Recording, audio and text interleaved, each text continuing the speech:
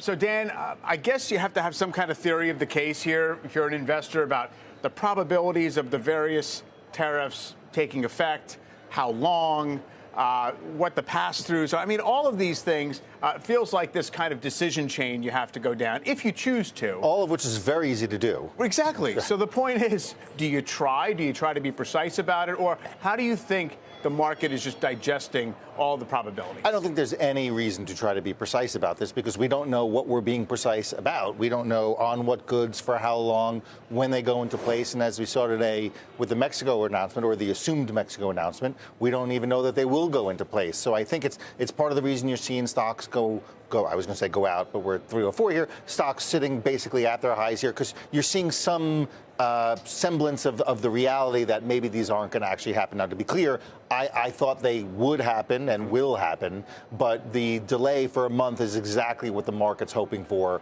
some semblance of negotiation results, if you will. I guess, Christina, the big question is, do we have a template for this? Can we figure out what has happened before? Of course, we were in a similar situation in the initial Trump administration. Do want to listen to what Paul Tudor Jones had to say about whether that experience applies today. This is a completely, totally different landscape than Trump 1.0.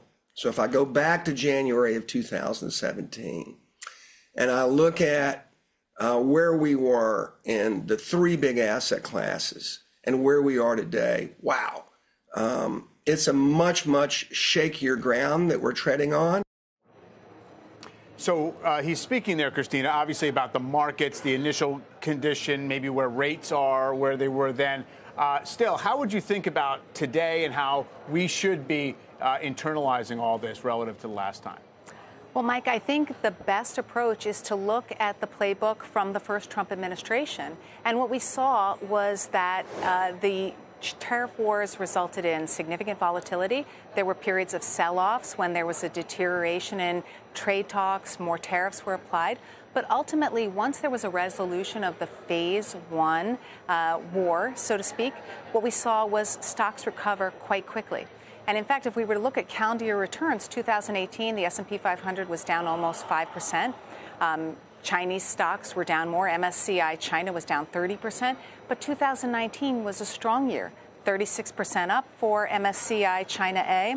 And for the S&P 500, it was up very significantly as well. So I think that is our best playbook, is that there's going to be volatility. We don't know with any precision the number of tariffs, the number of countries involved. We don't know the scale, the length, but we do know that there's probably going to be a lot of volatility as relations go up and down, and that at the end of the day, once they're off, once this is done, stocks can move on, that this is really going to be a temporary headwind. Well, I guess, yes, so we can hope, of course, that stocks can move on, and maybe it isn't necessarily something that creates, an economic inflection point for the negative, right? Well, it didn't happen last time, yeah. And that was pretty significant, right? We went from January of 2018 to October of 2019.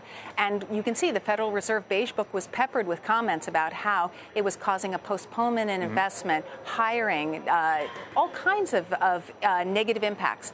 But they didn't seem to be long-lasting, that once we got past it, there was no real damage to the U.S. economy. Samir, I guess if nothing else, whether you have a strong opinion or not about whether tariffs would be inflationary if they took effect, whether they'd be risk to growth, if nothing else, it's kind of sand in the gears of trade relations, and it's sort of dust in the eyes of investors and business people in terms of figuring out what to do next. So how do you best either take advantage of that uncertainty or navigate around it? Yeah, so I guess maybe a couple of North Stars for investors to focus on. I guess one would be the macro, right? Is the economic data is really good, including this morning's PMIs and ISMs. I think 2, inflation continues to come down. 3, the other thing that's different between now and 2018 is in 2018, the Fed was hiking interest rates. They've recently just stopped cutting interest rates. Another North Star would be corporate earnings, right? They're scheduled to grow about 10% this year. And then kind of the last thing they'll throw out there is, look, at the end of the day, President Trump does view the equity market as a report card for himself.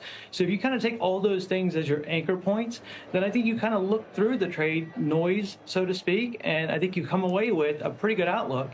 And if you do happen to get pullbacks like you got this this morning, I think you step in. I think you take advantage. We like U.S. large cap equities. We like energy. We like comm services. We like industrials. We like financials. Those all play well in an environment where the president is trying to get the U.S. economy going at the expense of the rest of the world. We're unfavorable on emerging markets.